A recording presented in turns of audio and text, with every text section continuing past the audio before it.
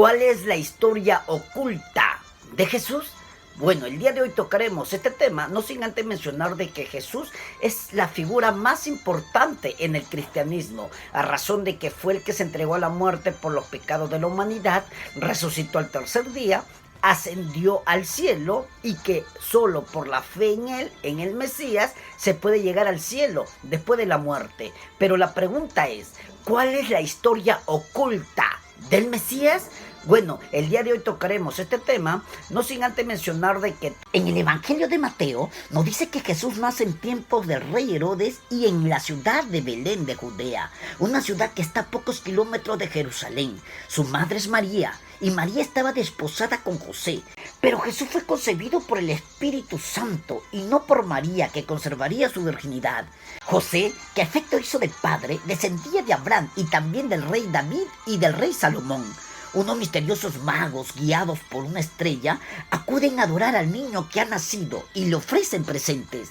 Herodes, alertado por el nacimiento de ese bebé llamado a ser hijo del Altísimo, inicia una persecución, mandando a matar a todos los niños menores de 2 años que habían en Belén, para asegurarse de que Jesús muriese. José, María y el niño tienen que huir a Egipto, pero después de la muerte del monarca, estando fuera de peligro, regresan a Israel y se instalan en Nazaret, en la región de Galilea. De ahí que a Jesús se le conozca como Jesús de Nazaret. Pocos detalles se conocen de su infancia, aunque Lucas nos dice que los padres de Jesús subían todos los años a Jerusalén para la fiesta de la Pascua. Cuando Jesús tenía 12 años, se fueron allá según la costumbre. En el templo de Jerusalén se puso a interrogar y a escuchar a los maestros judíos, a los que dejó asombrados. La siguiente etapa que conocemos en la vida de Jesús gracias a los 4 evangelistas es la de un Jesús adulto que inicia su ministerio y busca ser bautizado. Jesús es bautizado en las aguas del río Jordán por Juan, conocido como el Bautista, y a continuación Jesús es tentado por el diablo en el desierto. Y más adelante, andando Jesús junto al mar de Galilea, vio a 2 hermanos, Simón llamado Pedro y Andrés su hermano, que echaban la red en el mar porque eran pescadores. Jesús les dijo: vengan conmigo y os haré pescadores de hombres. Poco a poco le empezó a seguir mucha gente de Galilea, de Decápolis, de Jerusalén, de Judea, del otro lado del Jordán. Y es así como Jesús estableció una comunidad de discípulos y empezó a predicar las buenas nuevas, como en el famoso Sermón del Monte. Bienaventurados los pobres en espíritu, porque de ellos es el reino de los cielos. También les dijo cómo orar, mientras sus seguidores se quedaban admirados al escuchar su doctrina. Más aún cuando empezó a obrar milagros, sanando enfermos, resucitando muertos, expulsando demonios y controlando las fuerzas de la naturaleza. De entre todos sus discípulos escogió a 12 y le dio autoridad sobre el resto. Son conocidos estos 12 como los apóstoles, los 12 apóstoles, y son Simón llamado Pedro y Andrés su hermano, Santiago el mayor, hijo de Zebedeo, y Juan su hermano, Felipe, Bartolomé, Tomás, Mateo el publicano, Santiago el menor, hijo de Alfeo, Judas Tadeo, Simón el cananeo y Judas Iscariote. Jesús utilizó a menudo parábolas. Las llamadas parábolas de Jesús son pequeños relatos de contenido enigmático de las que se extrae una enseñanza moral y sirven para que Jesús explique a sus seguidores el reino de Dios. Son muy conocidas las del hijo pródigo y las del buen samaritano. Según los 4 evangelios, Jesús se fue con sus seguidores a Jerusalén para celebrar allí la fiesta de la Pascua. En Jerusalén, la ciudad más importante del mundo judío, sucederán unos hechos trascendentales conocidos por todo el mundo, en la que sería la última semana de su vida terrenal. Entró a la ciudad al lomo de un asno y fue aclamado por la multitud, lo que demuestra que ya era muy popular. A continuación, acudió al templo de Jerusalén y expulsó de allí a los mercaderes, volcó las mesas de los cambistas y las sillas de los que vendían palomas, exclamando que habían convertido la casa de oración en una cueva de ladrones. Este hecho molestó a los líderes de la comunidad judía. Ahora bien, faltando 2 días para la fiesta de la Pascua, los jefes de los sacerdotes y maestros de la ley buscaban la manera de arrestar a Jesús por medio de algún engaño y luego matarlo. Judas Iscariote, uno de los 12 discípulos, fue a ver a los jefes de los sacerdotes para entregarles a Jesús, a cambio de recibir una compensación económica, y acordaron en 30 monedas de plata, y con ello buscaría el mejor momento para delatarle y facilitar su arresto. Ahora, se conoce como la última cena al evento donde Jesús se reunió por última vez con sus discípulos para compartir comida y bebida con ellos alrededor de una mesa. Última cena que recordase el sacrificio que iba a realizar por los pecados de la humanidad, pues en ella Jesús tomó pan, lo rompió y lo dio a sus discípulos diciendo que era su cuerpo, que por ellos, que por vosotros era entregado. Lo mismo hizo con el vino, que simbolizaba la sangre derramada para la remisión, para el perdón de pecados. Además, durante la última cena, Jesús predijo que iba a ser traicionado por uno de sus apóstoles presentes y que antes de la mañana siguiente, Pedro iba a negarle hasta 3 veces antes del amanecer. El Evangelio de Juan cuenta que Jesús le dio a sus discípulos un nuevo mandamiento: amaos los unos a los otros como yo os he amado. Después de la cena, Jesús y sus discípulos fueron a orar al huerto de Getsemaní. Los discípulos se quedan dormidos y entonces se narra la faceta más humana de Jesús, pues pasa por un momento de gran tribulación y de fuerte angustia, porque se ve que se acerca su muerte. Pero al final la aceptó con probidad y dispuesto a acatar la voluntad del Padre. Estando en el huerto, de repente irrumpió una turba armada con espadas y palos. Junto a ellos estaba Judas Iscariote, que se acercó a Jesús y le dio un beso, gesto que sirvió para señalar al hombre que buscaban. La traición de Judas se había consumado. Prendieron a Jesús, lo llevaron ante el sumo sacerdote Caifás, que convoca al Sanedrín, el tribunal de justicia de los judíos. Llevar a cabo un juicio como este en una noche festiva no los detienen, siguen adelante con su plan.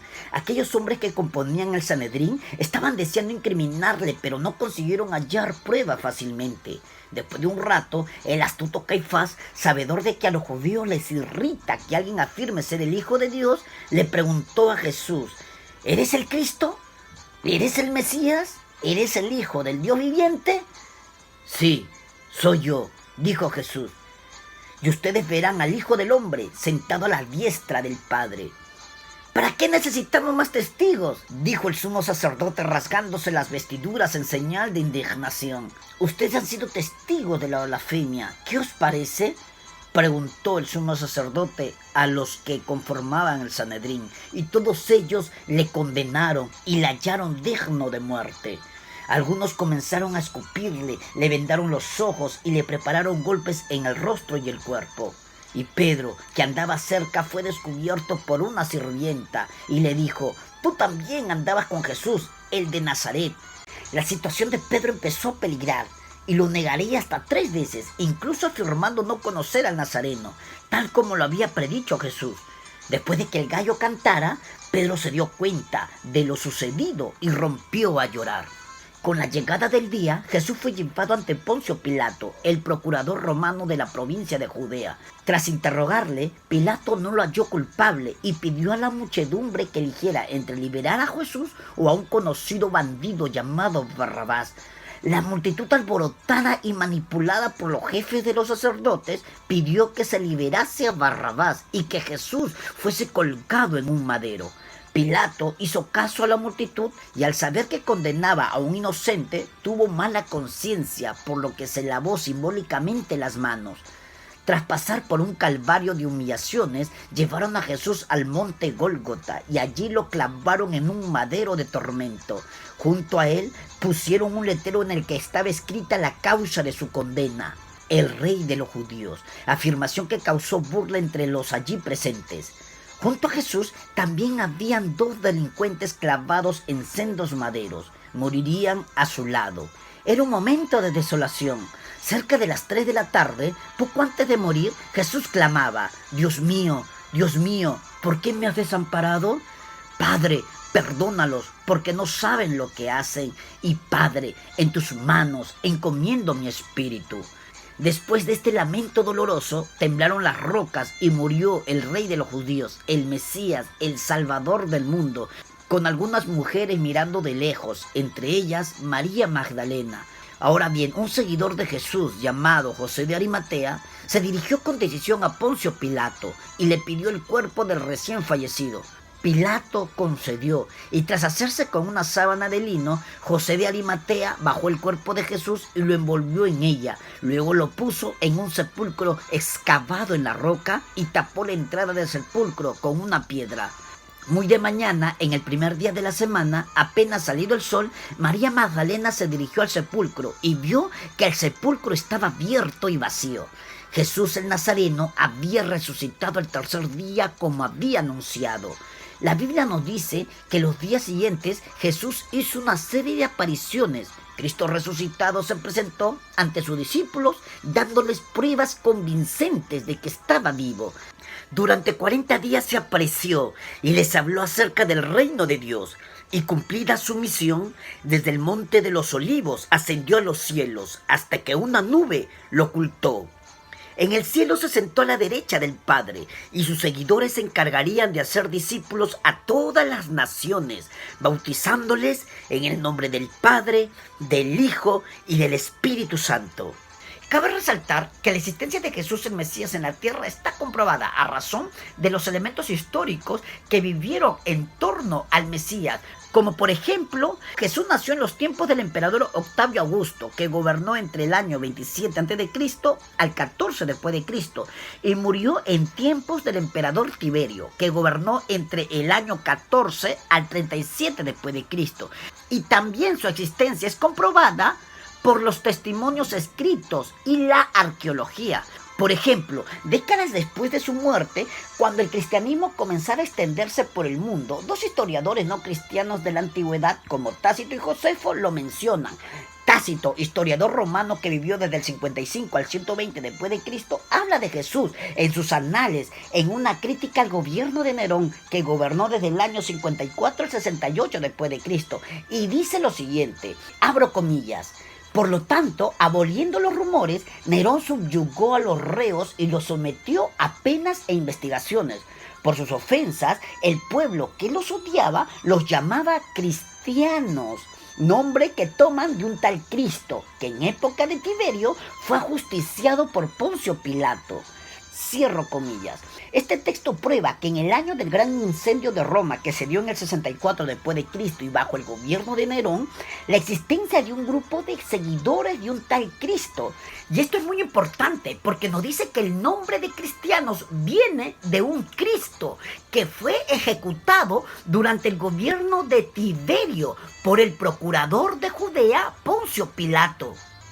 Ahora vamos al testimonio de Flavio Josefo, un historiador judío que vivió desde el 37 al 100 después de Cristo, un judío de familia noble que en la primera revuelta judía que se dio en el año 66 al 73 después de Cristo, fue hecho prisionero por los romanos, que curiosamente más tarde le concedieron la ciudadanía romana. El texto donde habla sobre Jesús es conocido como Testimonio Flaviano y pertenece a su obra Antigüedades de los Judíos. Y se menciona, abro comillas, por este tiempo apareció Jesús, un hombre sabio, si es correcto llamarlo hombre, ya que fue un hacedor de milagros impactantes, un maestro para los hombres que reciben la verdad con gozo, y atrajo hacia él a muchos judíos y a muchos gentiles.